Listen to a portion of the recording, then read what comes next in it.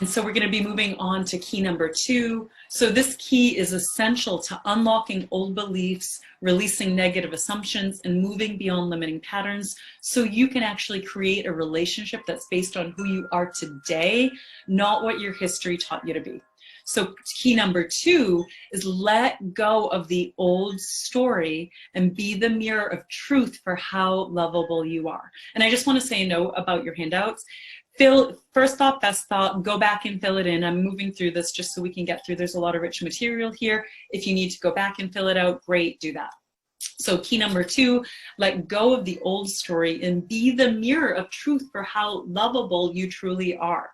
The reality is that studies show, they continue to show that 80% of the cause behind why we may be unhappy, especially in a relationship, is based on internal reality. This is what makes up our belief system, unprocessed emotions, how we perceive ourselves and others. 80% is based on where we're coming from inside our internal reality, and only 20% is attributed to external circumstances. This is so rich. It's why I've devoted 3 entire modules to this in my 8-week Foundations of Extraordinary Love program. And so as you'll see, this is deep, this is rich, and it has the capacity to truly change your life. So let's talk about the 4 gap obstacles of key number 2. Obstacle number 1, misperceptions. Misperceptions. If you're like most conscious, strong, gifted women who aren't yet experiencing the love that you desire with a conscious partner, chances are that some of the biggest blocks that you have are misperceptions around men and women's roles in relationships, misperceptions about marriage and partnership itself.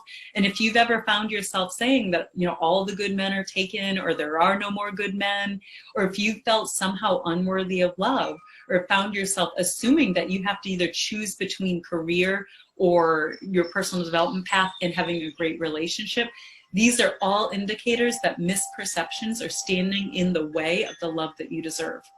Obstacle number 2 is your old story. It's the story that you've been telling yourself, and others about why you cannot have a great love. And it's rooted in the limiting assumptions and negative beliefs that you picked up in your past. The story that you have to create the same relationship over and over again because you always get this or you never get that. These are these old stories that come from what happened in your personal history, and it's surrounded by this inner narrative that keeps you disempowered. And if you don't challenge these old stories and break free from these old patterns, they will likely keep you alone forever. And I'm not saying this to be fatalist, but it's true. I mean, I've seen women that are single 20, 30, 40 years because they haven't been able to break free of this obstacle of these old stories. Number 3, old messages and beliefs. These obstacles show up if you've ever felt bound by always taking care of everyone else before yourself, or if you feel that you need to do things on your own and you can't let other people in, or if you find yourself repeating old dynamics that you saw your parents playing out, or if you find yourself doing the opposite because you don't want to be like your parents, yet you're still not happy. All of this is fueled by these old messages. And these old messages come from, and here's the 4th obstacle, by being subconsciously run by what I call your outdated intimacy model. Your intimacy model is based on what you witnessed in the grown-ups around you when you were a child. And there's 2 parts to your intimacy model. It's what you saw growing up and the messages that you received about love. Messages that tell you what you can expect or settle or tolerate in relationship. Messages that might make you believe that it's bad to rely on someone and it's safer to be alone. Messages that create rules about what you have to be or do in order to be lovable. Messages that are deep-seated and often create a profound sense that something's wrong with you.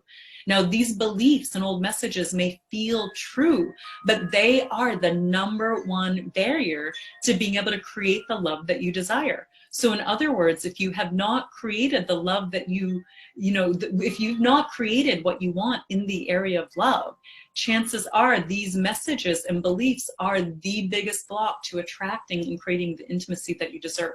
So the resolution for key number 2, which is let go of the old stories and be a mirror of truth for how lovable you are, is to awaken the power of clear sight. Now, perception is shaped by our beliefs, and this informs our experience in love. So if we can't see clearly, if our perception is clouded, then we are not going to be seeing ourselves or others clearly. So the way that we shift our perception is by looking at our old stories. And that brings us to the next step, where you transform your love story. So as you can see, your power is restored when you shift your perception. And so the first part is we need to create a new story, clear out the old limiting beliefs that are underneath this old story, dissolve them at the core. Step number 2 is we've got to start telling ourselves a new story about love. And then step 3, we've got to learn how to act in ways that embody this new story.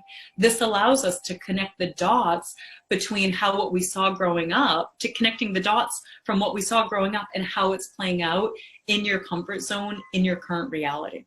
And lastly, the way that we resolve this is by bringing our loving, compassionate heart to where there have been old hurts. So that way we can really give ourselves the space that we need to heal and to let these go once and for all. So this process alone has the ability to really take your power back, so you can learn how to create a healthy model for building trust and a safe space to bring out all parts of you.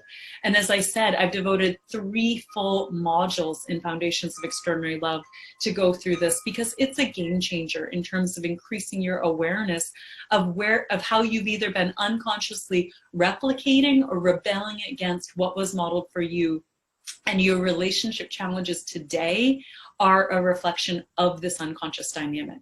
So let's do a little exercise for this key. Key number 2 is, so let's look at the story that you tell yourself about love. So just filling in the blank, again, first thought, best thought. The story that I tell myself about my vision of love is ... and that I assume I'll always ... and I'll never what? So again, just do some stem sentences, let your brain fill these out, don't perfect these, just let the first thought be it. What is it that you assume will always happen or that you'll never experience?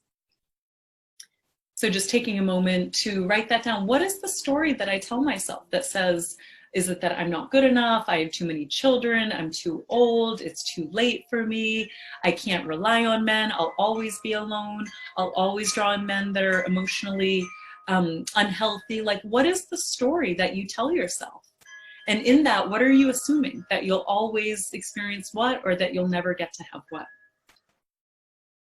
And then taking that a little bit deeper, even though it may feel real, a limiting belief I have about myself, men, or love is, a belief that it's not possible, or a belief that men will always cheat, or that I'll always cheat, or a belief that maybe I had my great love and for whatever reason, maybe you're widowed, maybe a divorce happened, maybe a loss happened, maybe there's this belief that it will never happen again. Whatever it is, just taking a moment and writing down a limiting belief that you have about yourself, about men or love. I'm just writing that down.